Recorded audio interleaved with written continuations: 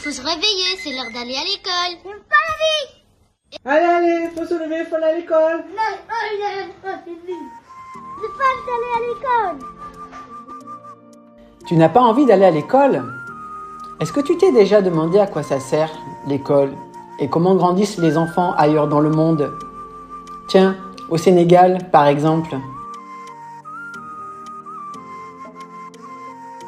Au Sénégal, l'école est obligatoire et gratuite dans les écoles publiques jusqu'à 16 ans. Mais en raison de la pauvreté, beaucoup de familles n'ont pas les moyens d'envoyer leurs enfants à l'école. Les fournitures scolaires, les vêtements et le transport coûtent cher. Dans certains villages, les infrastructures manquent. Pas d'école, pas de moyens de transport pour s'y rendre, pas assez de classes, pas de sanitaire ni d'accès à l'eau. Des conditions d'hygiène compliquées, des bâtiments très dégradés, pas de matériel pédagogique. Pour toutes ces raisons et bien d'autres encore, beaucoup d'enfants, et particulièrement les filles, ne peuvent pas aller à l'école ou quittent très tôt l'école pour travailler et aider la famille.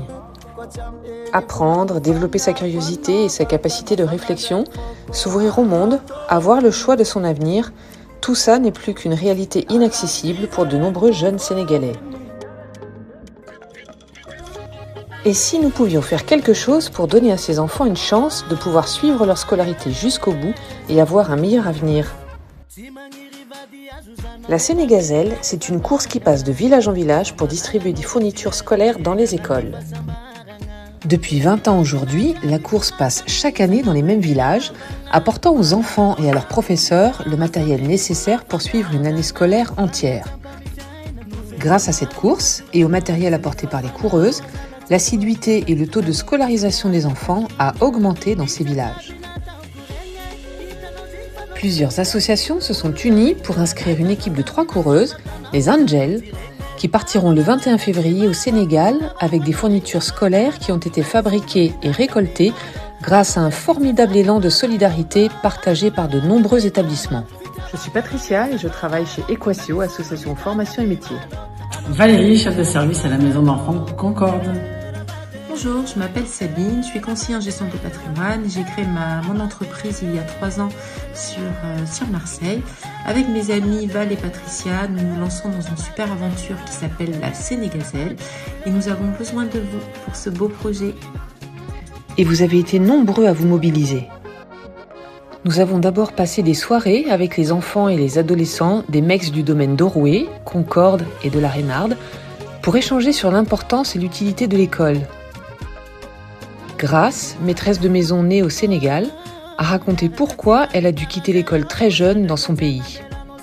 Alors les enfants ont décidé d'envoyer un témoignage d'amitié aux 2000 écoliers sénégalais. Ensemble, ils ont choisi les messages qu'ils voulaient transmettre. Et ils ne sont pas les seuls. Les élèves des lycées Saint-Henri et Saint-André ont eux aussi réfléchi aux enjeux de l'accès à l'éducation. Eux aussi, ils ont choisi des messages à transmettre à leurs camarades sénégalais. Les élèves en formation professionnelle leur ont donné du corps, des couleurs et de la matière. Ils ont travaillé le design et la typographie. Au lycée Guédon, on a créé des adhésifs pour coller les messages sur les cahiers scolaires. Au lycée Saint-Henri, on a gravé les phrases sur des crayons et des règles.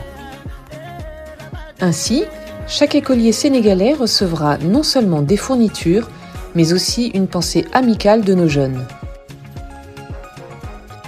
Pour promouvoir cette action solidaire et constituer une petite cagnotte pour de futurs projets, les enfants du domaine d'Oroué ont vendu des crayons gravés aux passants. Et ce n'est pas tout. À l'IME Les Marronniers, les jeunes de l'atelier couture ont cousu les tote bags et les sacs à braque qui serviront à constituer les dotations. Et les travailleurs de l'ESAT Lerouet et les jeunes du CESA d'Esperanza ont cousu des trousses. Et voilà, maintenant c'est à nous de jouer. Nous allons courir 10 km par jour pour rejoindre chaque village et nous penserons à vous pour nous donner du courage.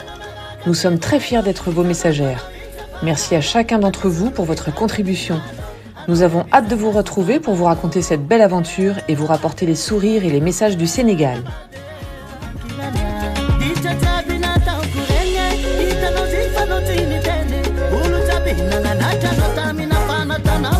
Tireng